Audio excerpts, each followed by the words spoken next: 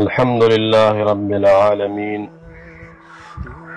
वस्सलातु वस्सलामु अला अशरफिल अंबिया वल मुरसलीन व अला आलिहि व अस्हाबिहि अजमईन अम्मा बाद। द जुमए को रोज़ बांदे द सूरत कहफ द तिलावत बारे के कम हदीस रागले दे दागा हदीस और तखरीज और दागे पर सनद और मतन बाने मुख्तसर उनते बहस। दा हदीस बैहक़ी रोड़े दे और मुस्तदरक दा हाकिम के इमाम हाकिम दा जिक्र करे दा हदीस द्वेम जिल के दा अबू सईद खुदरी रज़ियल्लाहु तआला अन्हु पर रिवायत सराब कि नबी सल्लल्लाहु अलैहि वसल्लम फरमाई, मन क़रअ सूरत अल-काफ़ि फ़ी यौमिल जुमुअति अज़्वाअ लहू मिन अन्नूर मा बैनल जुमअतैन। चाची सूरत कहफ द जुमे पोरस बाने ओलुस्तो दत बराणाऊ की और अणा बशिदा द पारा द नूर ना द दो जुमों पमींस के यानी द दे जुमे और द बुली जुमे पमींस के अल्लाह बोले और राणा वर की नूर ईमानी बवर की दा हदीस दा रागले दे। बाज़ रिवायतों के राजी फी मा बैनहु व बैन बैतुल अतीक दो और द बैतुल अतीक पमींस के जो सुमरम राणा बोश और फी मा बैनहु व बैन मक्का दा से अल्फाज रागली। दा हदीस इरवाउल गलील के शेख अलबानी रहमहुल्लाह हम जिक्र करे दे और दे हदीस ते सही वीली दी बहा से करे दे और वे पे तो सेहत हुक्म लगो ले और सहीहुल जामे के हम शेख अलबानी रहमहुल्लाह दे हदीस ते सही वीली दी।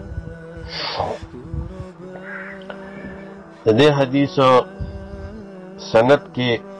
इख्तिलाफ ते चदा सनदन मरफू दे और को सनदन दा हदीस मौकूफ थे।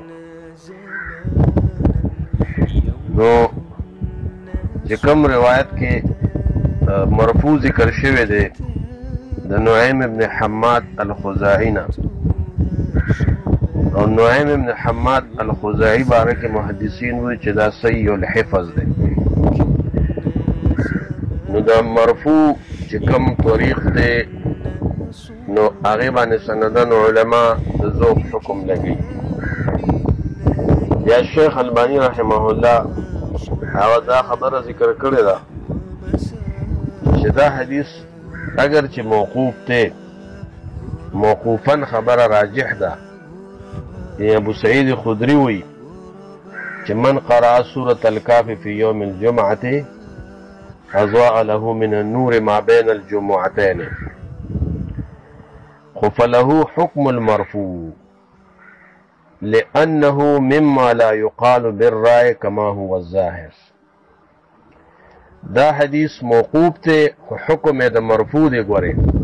मरफूआन ज़का चे सहाबी चे कला दा इसराइलियात न रिवायत न कई उदासी खबर द सवाब जिक्र की नागा सहाबी खपल राय सर निशी वेले आगा बखामखा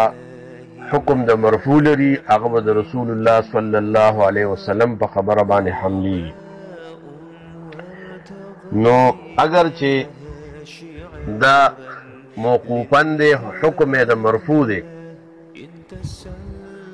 देखे दराय दखलम निश्ता जो सहाबी दा से खबर दा दराय सर ताल्लुक़म न लरी ज़करा द सवाब मसला दा द अजर और द सवाब मसला जो दुमर सवाब बई नूर बई नो दा बगैर दा हदीस मरफू द रसूलुल्लाह सल्लल्लाहु अलैहि वसल्लम ना दा सहाबी निशी वेले नो दा हदीस मरफू शो मरफूअन दा सही शो। द्वेम द दे पर मतन के लगे इख्तिलाफ रागले दे बाज़े सनदों के متن داسې دی لیلة الجمعه من قرأ سورة الکافی فی لیلة الجمعه بعضی کی راضی فی یوم الجمعه او بعضی کی مطلقا راضی تقید پکی نشته د یوم او د لیله یعنی بعضی داسې دي چې من قرأ سورة الکافی اضاء له من النور ما بین الجمعتين پاره کې د یوم او د لیله تذکرہ نه راغلی کوم روایت کې چې لیلة الجمعه راغلی دی نو دا روایت ابو النعمان شیم نه روایت کړی دی او کوم روایت کې چې یوم الجمعه راغلی دی نو نعیم بن حماد یزید ابن مخلد قاسم ابن سلام احمد او سعید ابن منصور زید ابن سعید عن حشیم دا روایت کړی دی نو دلته کې ګڼ حفاظ دي چې هغوی دا روایت کړی دی نو د دې وجې نه یوم الجمعه دیله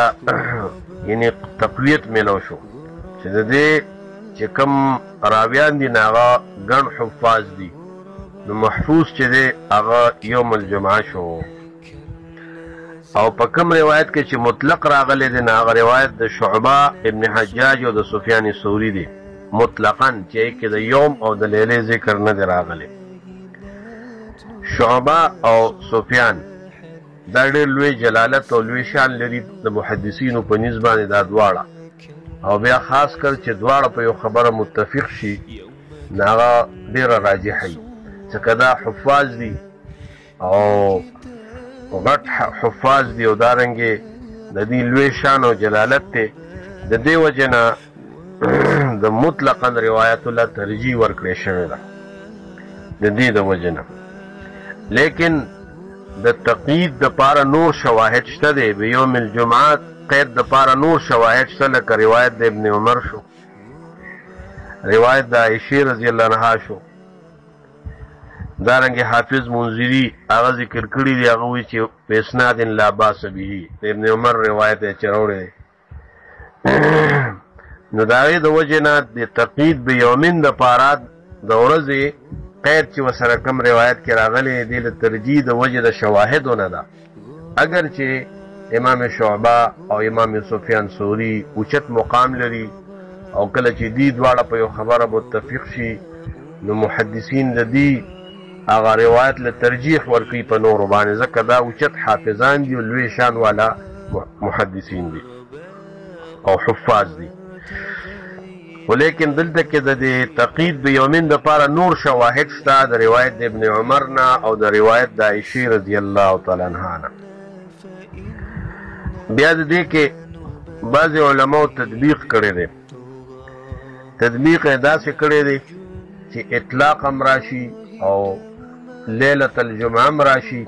او یوم ټول یو ځای شي ټول روایتو کې جمع وشي هغه دا دی چې کوم روایت کې یوم راغلی دی نو یوم سره د لیلته نه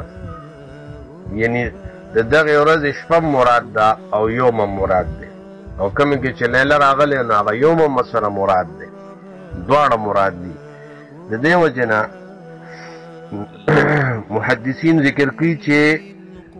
ابتدا د قرات د سورت کهف پکې دی شي د غروب د شمس نه چې نور وغورځېږي په شپه د جمعې باندې د یوم الخمیس ورځ باندې چې کله نور وغورځېږي نو د جمعې شپه شروع شي نو دې وخت نه ته د سورت کهف قرات کولی شي او دا د سورت کهف قرات دا تر غروب الشمس پورې من یوم الجمعه د جمعې په ورځ باندې نور پرېوتو پورې دا یعنی مطلب دا چې دا وسعت لري سورت کهف لوستی شي په دې سره به د ټولو روایاتو په منځ کې تطبیق هم وشي د مطلق روایاتو د لیلة الجمعه روایاتو د یوم الجمعه روایاتو د ټولو په منځ کې مطلب دا دی چې د یوم الخمیس او د پنجشنبه ورځ د زیارت ورځ نور چې وغورځېږي نو جمعې شپه شروع شي دغه وخت نه دا قرات د سورت کهف کولی شي تر د جمعې د ورځې د نور غورځېدو پورې. لکه چې نور وغورځېدو بیا خو د جمعې ورځ ختمه شوه، بیا د خالي شپه شروع شو. نو دې وجې نه دا لوستی شي. دا ټول وخت کې وسعت د دې دپاره او د دې لوستل په دې کې جایز. دې حدیث سندونو باندې ډېر اوږد بحث دی نورم، خو ما درته اختصارا وویه، خلاصه خبره مې درته وکړه مختصرا. نو دا دې باندې اوږد خبره ده ډېره، او دا هغه خلاصه وه انشاءالله. بل تاسو دا سوال وکړو چې یو سړی خپلوانو سره څه ترې وغواړي، مثلا ترور لور وي یا نور خپلواني یا نږدې رشته دار یا لرې وي، او دی هغه ور نه کړي او هغه خیرې وکړي. نو چې کله د مظلوم خیرې هم لګي، که چېرته د هغه یو حق یو تا ور نه کړو، نو حقدار ته چې حق ور نه کړي شي، نو هغه حق تلفي شوه، نو ظلم وشو پې، مظلوم شو، نو د مظلوم خیرې بیا لګي که چېرته داسې وي. او که چېرته نفلي تطوعات وي او ستا وس کې نه یا تا ور نه کړه او تا باندې څه حق نه وي د هغې، نو بیا که خیرې ممکن اخرې نه لګي، خو دومره دی چې خپلوانو سره صلې رحمۍ کې ډېر خیر او برکت دی، او تزید فی العمر دی، عمر کې زیادت راولي ده، برکات په عمر کې چې سړی د خپلوانو سره صلې رحمي کوي، خپل ولي فالي. نور انسان ته چې کوم تکلیف رسیږي، مصیبت رسیږي، نو دا په تقدیر الهي سره رسیږي، د انسان په تقدیر کې لیکل شوي، خو اسباب بیا دلته دنیا کې وي. ځکه یو مصیبت دپاره قل لن یصیبنا الا ما كتب الله لنا، مونږ ته نه رسیږي مګر هغه چې الله پاک زمونږ په تقدیر کې لیکلي. کله کله انسان ته یو مصیبت را رسي، بما کسبت ایدیکم قرآن وایي، دا ستاسو د اعمالو په وجه باندې، د بد اعمالو په وجه باندې انسان ته یو مصیبت را رسیږي. نو کله الله د طرف نه امتحان شي، کله سبب د چا خیریم شي، د مظلوم خیریم شي. اسباب ډیر دي، او نور مصائب او هر څه چې کېږي دا په تقدیر کې لیکل شوي.